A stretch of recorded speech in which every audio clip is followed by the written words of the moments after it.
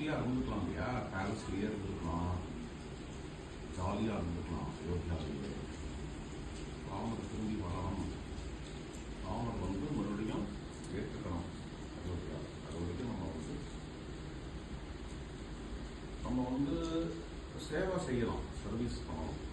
ஆனால் ராமர் வர வரைக்கும் ராமர் எப்படி ராஜ்ய சுகங்கள், ராஜ்ய ப்ளஷர்ஸ்லாம் இல்லாமல் இருக்காரோ அது மாதிரி நம்மளும் இருக்கணும் அப்படின்னு நினச்சி ஒரு காடு மாதிரி ஒரு ஊர், கிராமம், ஸ்மால் வில்லேஜ், அந்த கிராமத்தில் போய் ஒரு சின்ன குடிசை தெரியுமா,